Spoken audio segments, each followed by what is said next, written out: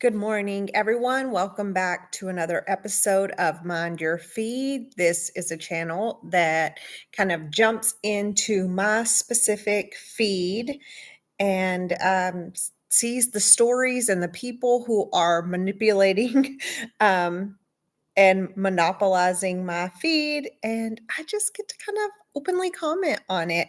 And it feels like everything is surrounding court cases right now. That is basically, oh, sorry, someone's calling me, monopolizing my feed.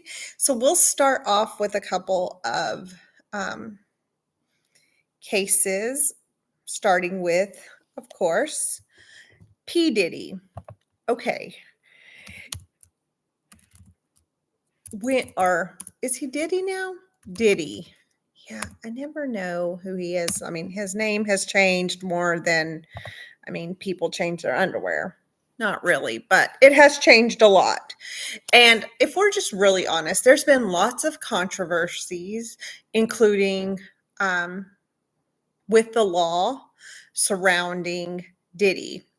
And I am kind of like super sad that we didn't get to listen in the courtroom, but I understand it was uh, a different type of case. You can only listen in on certain cases and not on others. So we saw the court drawings and kind of like the transcripts of people who were actually in the courtroom, but it kind of does leave you feeling like you maybe missed a little bit of something. But this, I don't know if you guys saw it. It is like flooding my feed, but apparently there was a reporter who was reporting from outside of the courtroom when the verdicts were being read. And she said that the people who were outside of the courtroom waiting on the verdict and who were celebrating, I guess, the verdict, because overall, I think this is probably a win for him. He didn't get guilty verdicts on kind of the uh, most damaging charges. Not that any of the behavior was good, and it is honestly, in my opinion, this is just an opinion, a step in the wrong direction for women and for the case of human trafficking and for the case of coercion. But, of course, they didn't ask me, and I was not a part of the jury, which really kind of struck me as well, because they said that like the day before the verdict came out that there was like a couple of holdouts. They were just non-negotiables. They were where they were. They were on the guilties or they were on the non-guilties. But I kind of go back to like, we are humans, and the reality is there is a holiday long weekend coming up. How much do they want to be trapped into continuing to go back? And I think that that's a place where people will compromise their own comforts and getting back to their own lives, as opposed to sticking to something that maybe they believe in that isn't, in the scheme of things, they can't maybe connect to how it's really going to affect them in the here and now. But this is a big case, especially regarding the human trafficking situation and the fact that he was found non-guilty about it. So anyways, but that reporter was outside, and when the charges came out, people were slathering baby oil on themselves outside the courtroom as like a sign of victory. Very strange, very strange. Overall, I mean, horrible. You can't unsee what you have seen. sorry, it was really easy for me to make the connection from, um, like, the Molotov cocktail to him blowing up someone's vehicle who he thought was dating Casey, um, or Cassie Ventura, and, the way the videos that came out about him beating her, the testimony from some of the male prostitutes who said they heard him beat her, and then she would have to go back out and perform, um, sexual behaviors with them as she was, like, literally shaking.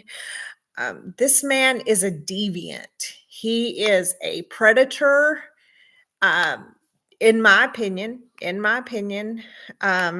based off of what I heard, this is just my opinion, but, we are especially for women, taking one step back here, in my opinion, based off of what, came out of that courtroom. So that's case one, and what I think, and what stood out to me, and what a wacky, oh, and like him like reading books, the power of positive thinking.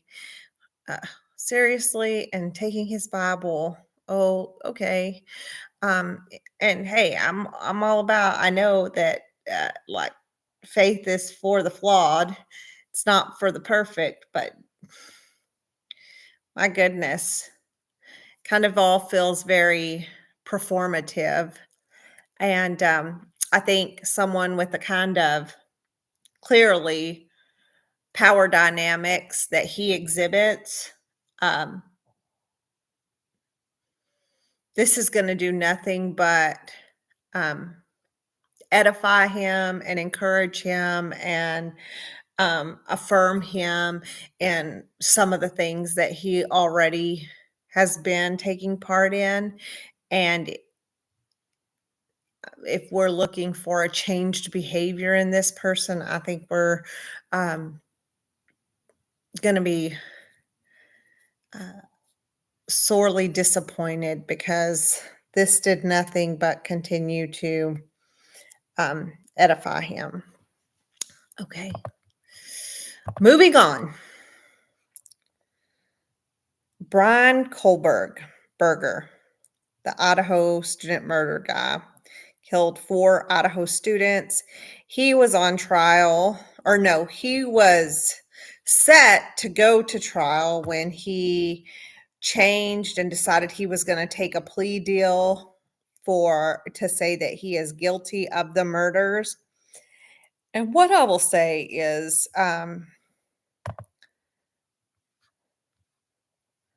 look, we're not here to um, diagnose anyone by any stretch of the imagination. That's not what I'm here to do. All I'm going to say is, look, when you look at this guy, it really feels cold behind those eyes. And I'll say, he kind of is really honestly a little creepy in all of this. And I just feel for those families who get this. I know some of them say, yes, this plea deal is fine because they didn't want to have to hear the gory details of the situation. I understand that. Also understand the other side of the coin, where some parents are very upset that um and that this kind of felt like less for them, and getting their justice, and more for everyone else to just kind of move on from it. Let's just keep moving, and wrap up this case and move to the next ones. I thought that the this is just a really, really sad situation, and you know, um, what a that premeditative murder um, has done to these families, the grief that they must feel, the um, fear, and I can't help but get the picture out of my head. I think we've probably all seen it online where he is so whitewashed, and he like took a picture of himself giving a thumbs up, and they have been able to, I don't know, data track it back to the fact that that happened after the, right after the murders. Like, can't get that out of my head. So we're just um hopeful that the families get the closure that they need so that they can continue to work through the grieving process, because this is not ever going away for them. Like, this man, he's going to go away, and he's going to go away behind a jail cell from the rest of society, but this doesn't go away from those families. And I think we as a society have to do better regarding victims' families, and um, these pleas, and the way that we handle the court when someone is going to plead guilty to like this, because it was very robotic. It was very much centered on um, the defendant, and I think we've lost something um, regarding those people who are really suffering, and we should look at doing something better than that. Okay. Next thing that is dominating my feed is, of course, the situation that where I guess UPenn was found to be um,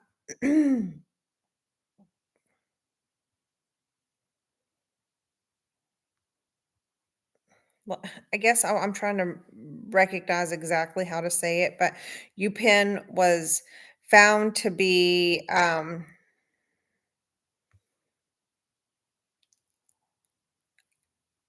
odds with Title IX, basically, like not upholding Title IX as it should have been a couple years back, when Lia Thomas was on the um, swimming team. And so now UPenn has agreed that there will not be any male athletes or trans women athletes in women's sports. And I'm saying both of those because, I mean, I'm not exactly sure how it was written into everything. But I'm not even caught up so much in this story. Like, I do think that, like, first of all, when you train for moments, like that moment that you get right after you finish a competition and you win. And it's just like, you're saturated in that moment. Like, that's the moment. Them going back and like 3 years later giving people titles that shouldn't have ever been up for grabs, or giving them back their records that never should have been broken. I mean, not to be handing out any kind of judgment, but it kind of feels like too little too late. Like, okay, great, but all the flair, all the excitement, all that's already been stolen. That's been taken away. And I can't get behind it, because as if anyone who has ever trained for something and felt like they were cheated or put at a disadvantage or not given the opportunity that they should have had to have a fair and even playing field. It's gut wrenching. Um, and when you lose fair and square, it's easy to lose with grace, and it's easy to give like kudos to the person who won, but to lose and know that there are real biological differences, and that It is not fair. That's science, that it is not fair, that wingspans are different, that bodies are different. It's hard for me to be okay with that, but they're gonna do it. So, anyways, that's not even the point I wanted to make. I think this guy's pretty much. I think he maybe has his own podcast. He used to be of relevance at one time, but I think he has slowly lost some of his relevance or is relevant with extremely older crowds who or the crowds that continue to find their news through the standard TV media sources instead of seeking new media and getting um, more well-rounded pictures. But I can't help but notice that Keith Olbermann is kind of a bully to Riley Gaines and has been over a period of time. He mentioned to her on X, I think, um, what now, the fifth place that you tied with Lia Thomas for, now what you're tied for fourth. And first of all, that's when you know people don't even know sports or how things work. Like, no, she's not tied for fourth now. She is just fifth place alone. I mean, this is what I'm talking about. People who are commenting a lot about um, this situation with trans women and women's sports, they've never played a sport in their life. They've never been competitive with their bodies. They probably do not use their bodies in an athletic way most days of their life now. Yet they're the ones commenting on things. I'm not saying that's everyone, but that's a lot of them.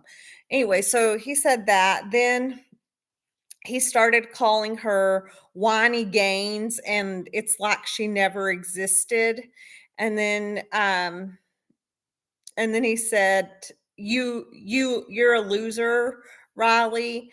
Um, Lord knows you should be familiar with that feeling by now. I guess continuing to say she's been a loser all her life. Um,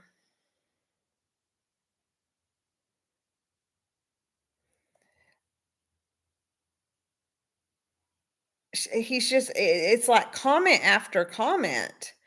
And it's interesting to me because um, I'm seeing that a lot where like men are men are just like ragging on women if they don't see the world the same way. And that's both sides.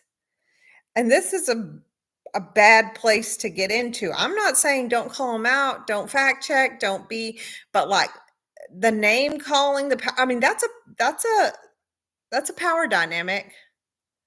That's contempt. That is straight contempt for another person.